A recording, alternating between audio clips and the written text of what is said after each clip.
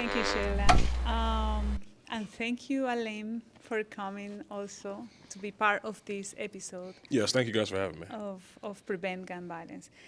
Ali, as you know, Voices Show is to highlight the power of community, right? And how actively they building solutions, not only figuring out problems, right? What do you think, in your perspective, is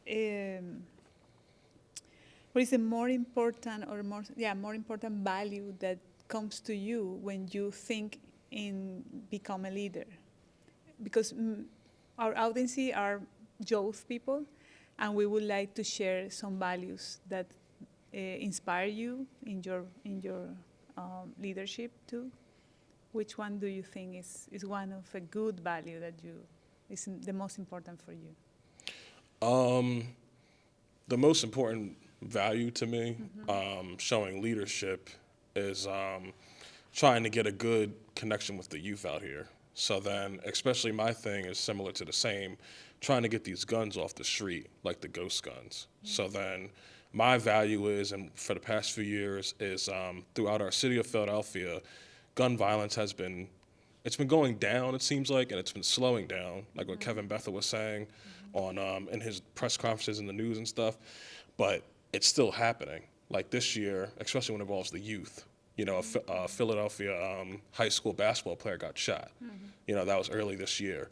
So, and that was at Fells High School in Northeast. So then when stuff like that happens and stuff, that's my thing, like trying to stop it. But there's a lot of organizations out there, like my father's organization with Race for Peace, and then me advocating for it and others advocating for it and stuff like that. You know, it's up to our elected officials, really, like Mayor Sherelle Parker, our police commissioner Kevin Bethel, our state house speaker and leader Joanna McClinton. It's up to people like them to stop this gun violence. Like we can do all we can as citizens and stuff like that throughout southeastern Pennsylvania, but it's really up to our elected officials to stop it because they can put in legislation, policies, rules, and laws to try to stop it, you know, and us advocating for it, that's all we can do. Like we talked before the interview about, you know, you have to stand up, you have to reach out your voice, you have to do something about it. You know, us as citizens, we can talk about it and then keep voicing our concerns about gun violence.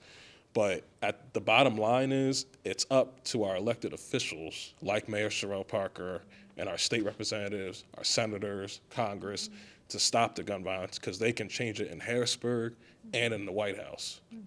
That's point blank. That's exactly what also the organization that you represent here is trying to do it. Tell us a little more about what is Race for Peace. Race for Peace is basically an organization that started in 2016. It's to mend the relationship between police officers and community citizens. So then what Race for Peace does, and my father and his friends, they have events throughout southeastern Pennsylvania, and that's Bucks, Chester, Delaware, Montgomery, Philly. And then they have events for the youth and then for adults, and then they can come out to the events, and then they'll see the police officers there at the events, and it can be like a barbecue, a basketball game, and stuff like that. Usually our King of Prussia Mall events, that's a meet and greet. So then it's like they have the police there and the communities there, and then that's just for them to see how they would interact with one another and get along in a positive way. That's been doing pretty well lately. Like there hasn't been no controversial police shootings, you know, like with in Philly, like there's Eddie Irizarry and then Walter Wallace Jr., and it goes back to George Floyd out of state, Breonna Taylor. But then nowadays, you don't really see the controversy with police, so then that's a good thing. But then police in the community and having a positive engagement with the community, that'll always be relevant because, you know, with black and brown communities especially, sometimes the police can be more harsh with us at a traffic stop or just at an arrest or something, and the questioning can be more harsh.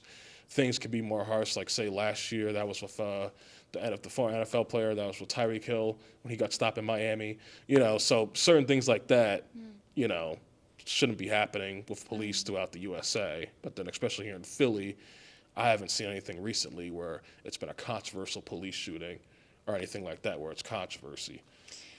Why work with police? I mean, especially coming from this all that you have described. why you feel that that's a solution or a possibility to do it? Because sometimes it can be a little bit awkward because you're dealing with the police, especially as a black person or a brown person, but then someone has to do it. You know what I'm saying? Someone has to like change the mindset. It's really, really hard to do. Mm-hmm. And throughout watching my father do it with his friends and stuff like that, it's hard to change people's mindset about the police all the time. Men, women, it don't even matter. Like it just, at this point, it's like even white people, saying even they can be like, oh, I don't really like the police like that much. Mm-hmm. But, at the end of the day, it has to be a more mature mindset about the police because, it can't be always a negative mindset because they're here to protect us and serve us.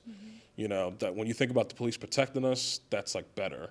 Like say, we were out here, or they were out here for the Super Bowl when the Eagles won that day, mm-hmm. and they were at home and stuff. That see how the police, it wasn't controversy. They were just protecting us and trying to move people away from City Hall. Mm-hmm. That wasn't anything controversy that happened. People went on the pole and, God sorry for some people being passed away by the pole and falling and stuff. But the police didn't do anything controversy that night. Mm-hmm. People were out there celebrating. How you can share your experience trying to fit in this trust between community and police, because I suppose it's part of the challenge of this experience. How you do it in peace, in Brace for Peace? Basically, we just have events, and we hold the events. That's the way we've been doing it. When we hold events, that's the way to interact with police and citizens in the community, and that's the best way we know how to do it. And that's the way we've been doing it when you have an event. And then the police, though, they have to also respond, though. They have to be interested. Certain Philly police districts, they have to, host the event and come out to the event and actually show up. And, it has to be a two-way street, two-way communication.